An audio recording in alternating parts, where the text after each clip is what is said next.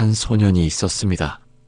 그는 가난하여 하루 세 끼조차 온전히 먹지 못했고 책상 대신 흙바닥에 엎드려 글을 읽었으며 구두 대신 맨발로 논두렁을 걸어 다녔습니다. 하지만 그 소년은 단 한 번도 꿈을 버리지 않았습니다. 오히려 가난을 발판으로 삼아 더 크게 도약했습니다. 그리고 훗날 그는 현대그룹을 일구어 대한민국을 세계에 알린 거대한 인물이 되었습니다. 오늘 우리는 바로 그 사람, 정주영 회장의 인생과 조언을 따라가 보려 합니다. 그의 이야기를 끝까지 들으신다면 당신의 가슴 속에도 꺼지지 않는 불씨가 피어오를 것입니다. 좌절과 두려움이 사라지고 새로운 도전의 용기가 생길 것입니다. 정주영은 1915년 강원도 통천에서 태어났습니다. 그는 8남매 중 장남으로 태어나 일찍부터 집안의 무거운 짐을 짊어져야 했습니다. 당시 농촌은 지독히도 가난했고 농사로는 하루 끼니를 잇기도 벅찼습니다. 어린 시절 정주영의 기억은 늘 배고픔과 함께했습니다. 아침에 눈을 뜨면 오늘은 무엇을 먹을 수 있을까? 저녁까지 허기를 어떻게 버틸 수 있을까? 그것이 그의 가장 큰 고민이었습니다. 쌀밥은 명절이나 되어야 구경할 수 있었고 평소에는 볼이나 잡고 혹은 풀뿌리로 연명해야 했습니다. 집안의 형편이 워낙 어려워 아버지는 아들을 학교에 보내기보다 농사일을 돕게 하려 했습니다. 그때만 해도 농사일이 곧 생존의 길이었기 때문입니다. 하지만 소년 정주영의 마음은 달랐습니다. 그는 책을 읽고 세상 이야기를 배우고 싶었습니다. 세상이 얼마나 넓은지, 그리고 자신이 어떻게 살아가야 하는지, 농사일만 해서는 결코 알 수 없다고 생각했습니다. 그래서 그는 몰래 책보를 싸서 학교로 향했습니다. 아버지 몰래 다니는 학교 길은 늘 불안했지만 그곳에서 배우는 한 글자 한 글자가 마치 새로운 세상을 열어주는 열쇠처럼 느껴졌습니다. 학교에서 배운 지식은 단순히 글자를 읽는 능력을 넘어서 가난한 농촌 바깥 세상에 대한 갈망을 키워주었습니다. 정주영은 훗날 이렇게 말했습니다. 내가 가난했기에 더 큰 꿈을 꿀 수 있었다. 만약 배부르고 넉넉하게 살았다면 그저 현실에 안주하며 살았을지도 모릅니다. 그러나 매일 찾아오는 배고픔과 고난은 그로 하여금 더 큰 세상을 꿈꾸게 만들었습니다. 굶주림은 절망이 아니라 꿈을 키우는 불씨가 되었던 것입니다. 그의 집은 작은 초가집이었고 비가 오면 지붕 사이로 빗물이 스며들었습니다. 방 안은 늘 습하고 추웠습니다. 하지만 어린 정주영은 그런 환경에서도 책을 놓지 않았습니다. 등잔불 하나 켜놓고 흙바닥에 엎드려 글자를 읽었습니다. 그때의 배움이 훗날 그의 도전 정신과 근성의 뿌리가 되었습니다. 정주영은 맏아들이었기에 어린 나이에도 동생들을 돌보아야 했습니다. 동생들이 굶을까 쓰러질까 걱정하며 스스로 배고픔을 참아야 했던 날도 많았습니다. 그때 그는 깨달았습니다. 가난에서 벗어나지 않는 한 가족 모두가 영원히 굶주림 속에 살아야 한다는 사실을 그는 일찍부터 현실을 직시했습니다. 농사만으로는 결코 미래가 없다는 것을 알았습니다. 아버지는 농사일을 강요했지만 소년은 이미 다른 길을 찾아야 한다는 결심을 했습니다. 이 결심은 단순히 개인적인 욕망이 아니라 가족 전체를 살리기 위한 책임감에서 비롯된 것이었습니다. 그는 어린 나이에 이미 마음속으로 다짐했습니다. 나는 반드시 이 가난에서 벗어나겠다. 그리고 동생들에게 더 나은 삶을 주겠다. 이 다짐이 훗날 그의 인생 전체를 움직이는 원동력이 되었습니다. 정주영은 지독히도 배우고 싶어 했습니다. 그가 다닌 보통학교는 당시 농촌에서는 드물게 존재했지만 학비를 마련하는 일은 쉽지 않았습니다. 아버지는 학교에 보내지 않겠다고 고집했기에 정주영은 스스로 방법을 찾아야 했습니다. 마을 사람들에게 품팔이를 하고 엿이나 자파를 팔아본 돈으로 학비를 충당했습니다. 그는 항상 말했습니다. 지식은 가난한 사람에게 유일한 탈출구였다. 공부가 단순한 학문이 아니라 삶을 바꾸는 유일한 길임을 깨달았던 것입니다. 하지만 현실은 냉혹했습니다. 배움에 대한 갈망은 컸지만 가난은 그 길을 가로막았습니다. 여러 번 학업을 중단해야 했고 아버지의 반대와 집안 사정 때문에 정규 교육을 끝까지 마치지 못했습니다. 그러나 그는 절망하지 않았습니다. 책을 직접 사서 읽었고 일하면서도 배움을 멈추지 않았습니다. 그의 배움은 학교가 아닌 삶의 현장에서 이어졌습니다. 소년 시절 정주영에게 가난은 분명 큰 상처였습니다. 배고픔은 몸과 마음을 지치게 했고 원하는 공부를 할 수 없다는 좌절은 그를 수없이 흔들었습니다. 그러나 그 상처 속에서 그는 중요한 것을 배웠습니다. 첫째, 아무리 어려워도 포기하지 않는 근성. 둘째, 가진 것이 없어도 방법을 찾아내는 창의성. 셋째, 가족을 위해 자신을 희생하는 책임감. 이 세 가지는 훗날 그가 현대그룹을 일구는 데 있어 무엇보다 소중한 자산이 되었습니다. 다른 이들이 좌절하고 물러설 때 정주영은 버티고 끝까지 해내고 새로운 길을 만들었습니다. 정주영은 나중에 성공한 뒤에도 늘 검소한 생활을 했습니다. 그는 호화로운 음식보다 소박한 밥상을 더 좋아했습니다. 이는 어린 시절의 굶주림이 남긴 습관이자 철학이었습니다. 그는 말했습니다. 굶주려 본 사람은 절대 남기지 않는다. 작은 것의 소중함을 안다. 가난한 소년 시절이 그에게 남긴 가장 큰 선물은 바로 삶의 모든 것을 귀하게 여기는 태도였습니다. 그가 만든 현대그룹의 기업 정신에도 이 철학이 녹아 있었습니다. 쓸데없는 낭비를 하지 않고 작은 자원도 최대한 활용하며 불가능을 가능으로 바꾸는 힘. 그것이 바로 소년 시절의 배고픔이 길러준 자산이었습니다. 가난한 집에서 태어나 배고픔 속에서 성장한 정주영은 일찍부터 세 가지를 결심했습니다. 첫째, 반드시 가난에서 벗어나겠다는 결심. 둘째, 가족을 굶기지 않겠다는 결심. 셋째, 세상을 넓게 보고 도전하겠다는 결심. 이 세 가지 결심은 단순한 어린 마음의 다짐이 아니었습니다. 그의 인생을 이끄는 나침반이 되었고 실제로 모두 이뤄낸 약속이 되었습니다. 정주영은 훗날 이렇게 회상했습니다. 어린 시절에 배고픔이 없었다면 나는 그저 평범한 농부로 살았을 것이다. 굶주림이 있었기에 꿈을 꿀 수 있었고 그 꿈이 나를 이끌었다. 소년 시절의 배고픔 속에서 꿈을 키운 정주영은 결국 고향을 떠나기로 결심했습니다. 그의 나이 겨우 18.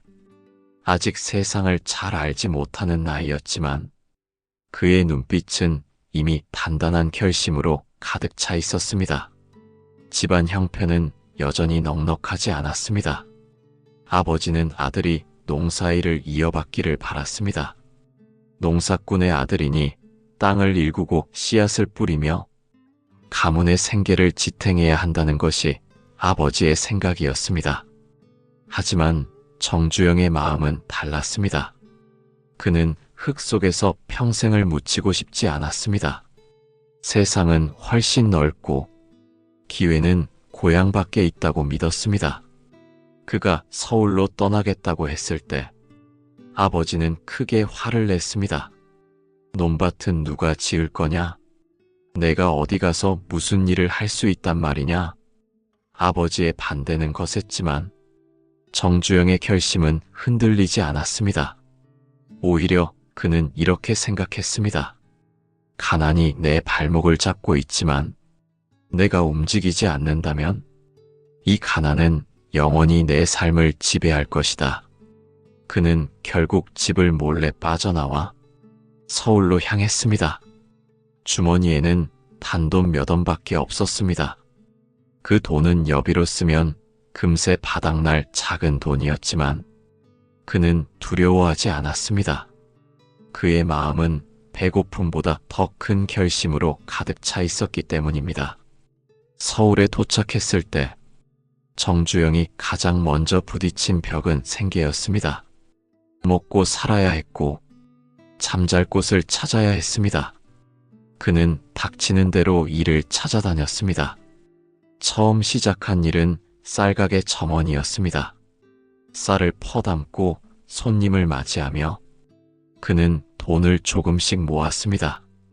비록 작은 월급이었지만 가난한 농촌에서 벗어나 스스로 벌어먹는다는 사실이 그를 크게 자랑스럽게 만들었습니다.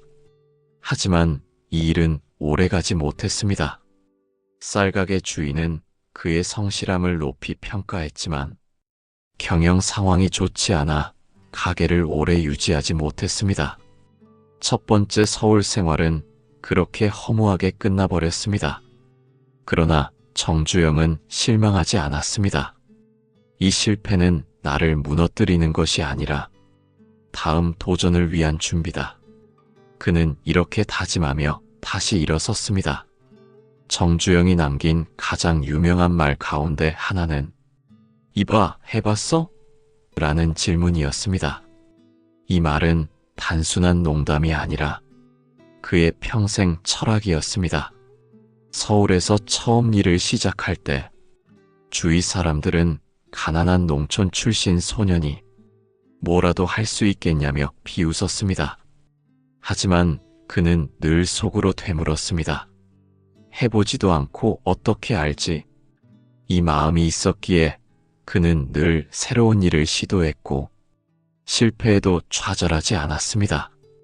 그에게 서울은 거대한 시험장이었습니다.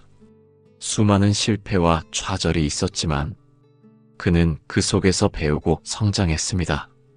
그는 늘 이렇게 생각했습니다. 한 번 더 시도하면 된다. 다시 해보면 된다. 서울에서의 생활은 힘들었지만 정주영에게는 배움의 기회였습니다. 농촌에서는 알 수 없었던 돈의 흐름, 사람들의 다양한 모습, 그리고 도시의 속도감, 이 모든 것이 그에게는 새로운 교과서였습니다. 쌀가게에서 일하며 그는 배웠습니다. 손님을 대하는 태도 하나가 가게의 신뢰를 쌓는다는 것을, 돈을 다루는 방식 하나가 장사의 성패를 가른다는 것을. 그 후 그는 건축 현장에서도 일했고 기계 수리소에서도 손을 보탰습니다. 어떤 일이든 두려워하지 않고 뛰어들며 몸으로 배우고 눈으로 익혔습니다. 그 과정에서 그는 느꼈습니다. 배움은 학교에서만 오는 것이 아니다. 삶의 모든 현장이 나를 가르친다. 서울 생활은 쉽지 않았습니다. 굶주림은 여전히 그를 따라다녔고 낯선 도시에서의 외로움은 컸습니다. 하지만 그는 포기하지 않았습니다. 왜냐하면 그는 이미 마음속으로 다짐했기 때문입니다. 나는 반드시 내 길을 개척하겠다. 그리고 내 가족을 굶주림에서 해방시키겠다. 정주영에게 서울은 단순한 도시가 아니었습니다. 서울은 꿈을 시험하는 무대였고 자신의 의지를 확인하는 도전장이었습니다. 그는 비록 작은 일에 불과했지만 그 일을 통해 성실과 근성을 쌓았고 사람을 대하는 법을 배웠으며 무엇보다 스스로 살아남는 힘을 길렀습니다. 이 경험이 없었다면 훗날 현대그룹을 세우는 거대한 도전은 결코 가능하지 않았을 것입니다. 서울에서 쌀가게 점원으로 시작했던 정주영은 첫 번째 가게의 실패를 겪으면서도 다시 일어서기를 멈추지 않았습니다. 그의 마음속에는 여전히 나는 반드시 내 힘으로 큰 일을 해낸다는 불씨가 살아있었습니다. 가난 때문에 포기해야 했던 배움에 대한 갈망은 일터에서의 경험으로 채워졌습니다. 그는 스스로를 세상의 학교에 내던졌습니다. 현장에서 직접 배우고 몸으로 체험하며 돈을 버는 법, 사람을 다루는 법, 일을 키워가는 법을 하나하나 익혔습니다. 정주영은 쌀가게 실패 이후 자동차와 기계에 눈을 돌렸습니다. 그는 자동차 수리공으로 들어가 엔진을 분해하고 다시 조립하며 기계의 원리를 이해했습니다. 당시 한국 사회에서 자동차는 아직 낯설고 귀한 물건이었습니다.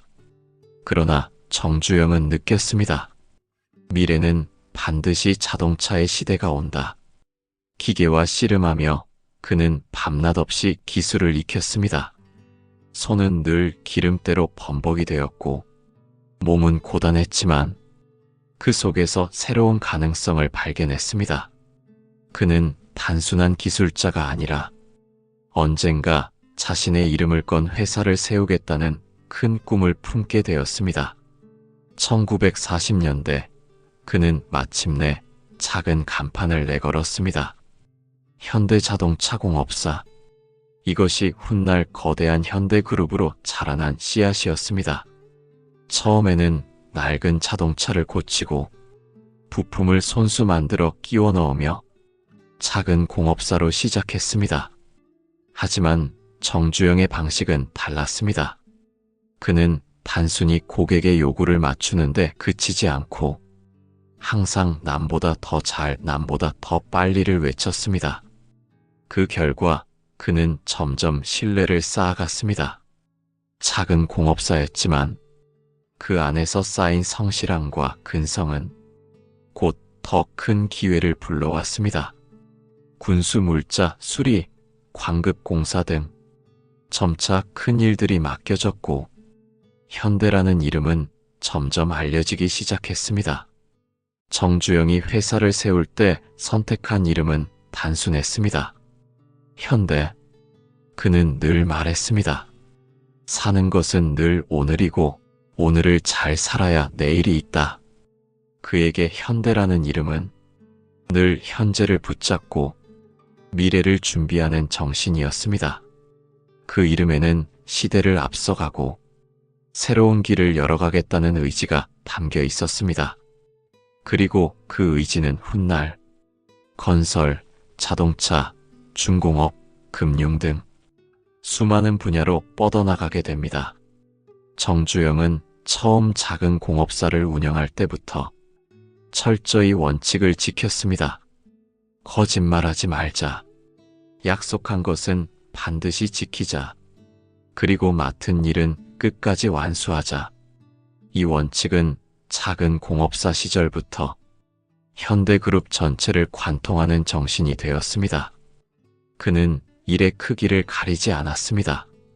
작은 고장 하나를 고칠 때도 온 힘을 다했고 큰 프로젝트를 맡을 때도 똑같은 마음으로 임했습니다. 사람들은 말했습니다. 저 사람에게 일을 맡기면 반드시 믿을 수 있다. 이 신뢰가 곧 현대의 자산이 되었습니다. 현대자동차공업사는 점차 성장하며 더 큰 일들을 수주하기 시작했습니다. 도시 곳곳의 건설 현장에도 참여했고 길을 닦고 다리를 놓으며 사람들의 삶을 바꾸는 일에도 발을 들였습니다. 그때마다 정주영은 말했습니다. 길이 없으면 만들면 된다. 실제로 그는 바닷가 모래밭에도 공장을 세웠고 불가능해 보이는 프로젝트도 포기하지 않았습니다. 그 도전의 시작은 바로 이 작은 공업사에서부터 비롯된 것이었습니다. 정주영은 나중에 거대한 현대그룹을 일구고 나서도 늘 초창기를 떠올리곤 했습니다. 기름때 묻은 손으로 자동차를 고치던 시절, 한 푼을 아끼며 직원들 월급을 챙겨주던 시절, 그 시절의 고생과 배움이 없었다면 현대는 결코 지금의 모습이 될 수 없었을 것이라 말했습니다. 그는 청년들에게 이렇게 조언했습니다. 처음은 누구나 작다. 그러나 그 작은 씨앗을 어떻게 가꾸느냐에 따라 큰 나무가 될 수도 있고 잡초로 사라질 수도 있다. 나는 작은 공업사를 큰 나무로 키웠을 뿐이다. 정주영의 인생에서 가장 빛나는 순간을 꼽으라면 많은 이들이 울산 앞바다를 떠올릴 것입니다. 아무것도 없던 모래사장 위에 세계가 놀란 조선소를 세우고 거대한 배를 띄워 올린 기적 같은 이야기 말입니다. 당시 한국은 가난한 나라였습니다. 제대로 된 산업 기반도 없었고 선박을 만들 기술도 인력도 부족했습니다. 그런데 정주영은 모두가 고개를 저을 만한 말을 했습니다. 우리는 조선소를 세우고 세계 최고의 배를 만들어야 한다. 정주영이 조선소 건설을 선언했을 때 주변의 반응은 차가웠습니다. 미쳤다는 말이 쏟아졌습니다. 경험도 없고 기술도 없는데 어떻게 거대한 선박을 만들 수 있겠느냐는 것이었습니다. 심지어 해외 전문가들도 고개를 저었습니다. 한국이 배를 만든다고? 그건 불가능하다. 이 한마디가 전 세계의 평가였습니다. 그러나 정주영은 흔들리지 않았습니다. 그는 늘 되물었습니다. 해봤어? 아직 시도조차 하지 않았으면서 어떻게 불가능을 단정할 수 있느냐는 것이었습니다. 정주영은 울산 앞바다를 선택했습니다. 그곳은 그저 바람만 불어오는 모래사장이었습니다. 사람들은 더더욱 비웃었습니다. 저 모래밭에 무슨 조선소를 세운단 말인가? 하지만 정주영은 달리 보았습니다. 그는 모래사장 위에 대한민국의 미래를 그렸습니다. 그곳에서 세계가 깜짝 놀랄 배가 태어날 것이라 믿었습니다. 그는 투자자들을 설득하기 위해 과감하게 영국에서 조선소 설계도를 사들였습니다. 심지어 배도 만들기 전에 먼저 선박 수주 계약을 따냈습니다. 우리가 만들겠다. 믿어달라. 그의 눈빛과 신념은 사람들을 움직였습니다. 현대중공업의 공사가 시작되었을 때 현장은 열악하기 그지없었습니다. 기계도 부족했고 인력은 경험이 없었습니다. 하지만 정주영은 좌절하지 않았습니다.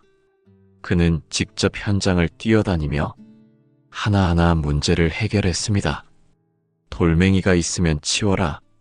없으면 길을 만들어라. 그는 늘 이렇게 말하며 사람들을 이끌었습니다. 마침내 첫 번째 초대형 유조선이 울산 앞바다에서 세워졌습니다. 세계가 경악했습니다. 정말 한국이 배를 만들었다. 그 순간 한국은 더 이상 가난한 농업국가가 아니었습니다. 세계가 주목하는 조선 강국으로 도약했습니다. 정주영이 불가능을 가능으로 바꾼 원동력은 무엇이었을까요? 그는 말했습니다. 길이 없으면 내가 만든다. 실제로 그는 길이 없는 황무지에서 세계 최고의 조선소를 만들어냈습니다. 또한 그는 포기하지 않는 사람이 결국 이긴다. 라는 철학을 가슴 깊이 새기고 살았습니다. 사람들이 불가능하다 했을 때 그는 오히려 더 큰 열정을 불태웠습니다. 그 열정이 불가능을 뚫어내는 힘이 되었습니다. 현대중공업의 성공은 단순히 한 기업의 성취가 아니었습니다. 그것은 대한민국 전체의 기적이었습니다. 가난한 나라에서도 의지와 열정으로 세계와 어깨를 나란히 할 수 있다는 증거가 되었기 때문입니다. 정주영은 훗날 회고했습니다. 사람들이 말하는 불가능은 시도조차 하지 않은 사람들이 만들어낸 허상일 뿐이다. 불가능을 가능으로 바꾸는 것은 오직 도전뿐이다. 그가 울산에서 보여준 기적은 오늘날에도 여전히 울림을 줍니다. 우리에게도 여전히 불가능이라 여겨지는 일이 많습니다. 하지만 정주영의 삶은 묻습니다. 정말 해봤는가? 아직 시작도 하지 않고 포기한 것은 아닌가? 정주영 회장은 살아생전 수많은 어록을 남겼습니다. 그의 말은 단순히 기업가의 성공담에서 나온 교훈이 아니라 한 인간이 삶과 세상과 맞부딪히며 수없이 쓰러지고 다시 일어나면서 얻은 진실이었습니다. 그의 조언 가운데 가장 핵심적인 것은 단연 포기하지 말라는 말이었습니다. 정주영은 이렇게 말했습니다. 사람이 실패하는 가장 큰 이유는 포기하기 때문이다. 포기하지 않으면 실패는 없다. 그의 인생 자체가 이 말의 증거였습니다. 쌀가게를 시작했다가 망했을 때도 사람들은 끝났다고 했지만 그는 오히려 그것을 배움으로 삼아 더 큰 도전으로 나아갔습니다. 자동차 수리업을 하면서도 처음엔 손해만 보고 힘들었지만 끝내 현대자동차 공업사를 세웠습니다. 그리고 아무도 믿지 않았던 조선소 건설을 추진하면서 수없이 좌절할 만한 순간을 맞이했지만 결국 그는 세계를 놀라게 했습니다. 그에게 실패는 결코 종착지가 아니었습니다. 그저 새로운 길로 가라는 신호에 불과했습니다. 정주영의 어록 가운데 가장 유명한 말, 이봐, 해봤어? 이 한마디는 그의 철학을 가장 잘 보여줍니다. 사람들은 흔히 무언가 시도하기 전에 불가능하다고 단정짓습니다. 하지만 정주영은 그렇게 말하는 사람들에게 늘 이 질문을 던졌습니다. 해봤어? 한 번도 해보지 않았으면서 어떻게 안 된다고 말할 수 있지? 이 말은 단순히 호기심 어린 질문이 아니었습니다. 그는 실제로 모든 도전 앞에서 이 질문을 자기 자신에게 던졌습니다. 그리고 스스로 답했습니다. 그래, 해보자. 이 짧은 질문과 대답이 정주영의 수많은 기적을 가능하게 한 출발점이었습니다. 정주영은 절대 포기를 모르는 사람이었습니다. 그는 이런 말도 남겼습니다. 아무리 큰 일도 작은 노력이 모이면 반드시 이루어진다. 그가 울산에서 조선소를 세울 때 처음에는 기계도 기술도 없었습니다. 그러나 한 사람의 손길이 모여 거대한 유조선이 완성되었습니다. 그는 늘 강조했습니다. 작은 노력이라도 포기하지 않고 쌓이면 언젠가 큰 기적을 만든다. 그의 삶은 그 말의 생생한 증거였습니다. 정주영은 또 이런 조언을 자주 했습니다. 기회는 늘 준비된 자에게 온다. 그는 가난한 시절에도 배움에 대한 갈망을 버리지 않았습니다. 일터에서 배우고 사람들을 관찰하며 늘 준비했습니다. 그렇기에 기회가 왔을 때 그는 주저하지 않고 붙잡을 수 있었습니다. 만약 준비되지 않았다면 그 모든 기회는 스쳐 지나갔을 것입니다. 그는 말했습니다. 기회는 누구에게나 오지만 그 기회를 잡는 사람은 늘 준비된 사람이다. 정주영은 특히 청년들에게 강하게 조언했습니다. 돈이 없다고 꿈까지 없는 것은 아니다. 지금 가진 것이 없더라도 도전할 용기만 있다면 무엇이든 이룰 수 있다. 그는 자신의 어린 시절을 돌아보며 배고픔과 가난을 부끄러워하지 않았습니다. 오히려 그것이 자신을 더 단단하게 만들었다고 말했습니다. 내가 가난했기에 더 큰 꿈을 꿀 수 있었다. 이 고백은 청년들에게 큰 울림을 주었습니다. 또한 그는 말했습니다. 나는 평생 동안 실패를 두려워한 적이 없다. 실패를 통해 배웠고 배운 것을 통해 다시 도전했다. 그가 청년들에게 강조한 것은 재산이나 배경이 아니라 끊임없는 도전 정신이었습니다. 정주영은 늘 긍정적인 태도를 잃지 않았습니다. 그는 안 된다는 말을 가장 싫어했습니다. 사람들이 안 된다고 할 때 그는 오히려 그 말을 내가 해낼 기회구나라고 바꿔 생각했습니다. 그는 인생을 이렇게 정의했습니다. 인생은 도전이다. 도전을 멈추는 순간 인생도 멈추는 것이다. 그에게 삶은 끊임없는 도전이었고 그 속에서만 의미를 찾을 수 있었습니다. 정주영의 조언은 단지 기억과 정신을 말하는 것이 아닙니다. 그의 삶은 모든 사람들에게 동일한 메시지를 던집니다. 첫째, 실패를 두려워하지 말라. 둘째, 포기하지 말고 끝까지 해보라. 셋째, 기회는 준비된 자에게 반드시 찾아온다. 그가 몸소 살아내며 증명한 이 세 가지는 오늘을 사는 우리에게도 여전히 유효합니다. 정주영 회장이 세상을 떠난 지 꽤 오랜 시간이 흘렀지만 그의 이름은 여전히 한국 현대사의 한가운데에 남아 있습니다.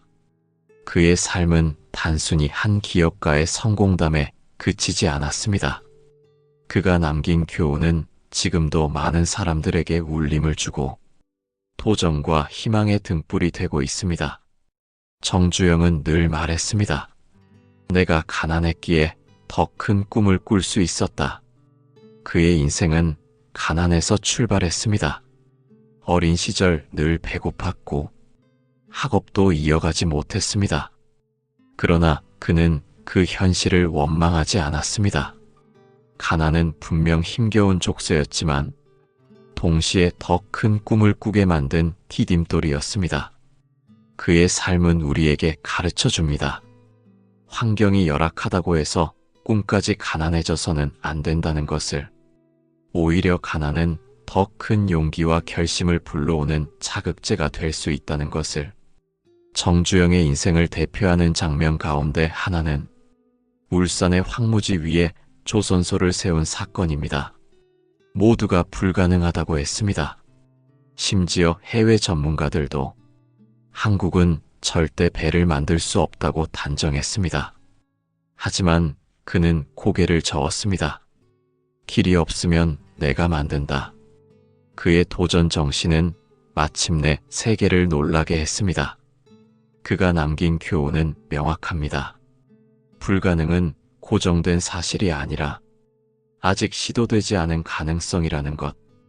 도전을 멈추지 않는다면 언젠가 그 불가능의 문은 열린다는 것입니다. 정주영은 수많은 실패를 경험했습니다. 쌀가게 실패, 사업의 좌절, 금융의 위기. 하지만 그는 단 한 번도 포기하지 않았습니다. 그는 말했습니다. 실패하는 가장 큰 이유는 포기하기 때문이다. 포기하지 않으면 실패는 없다. 그의 집념은 결국 현대라는 거대한 제국을 만들었습니다. 이 교훈은 지금도 유효합니다. 삶의 길에서 수없이 부딪히는 벽 앞에서 포기하지 않는 마음, 그것이야말로 인생을 바꾸는 가장 큰 무기라는 것입니다. 정주영은 사업을 하며 항상 신뢰를 강조했습니다.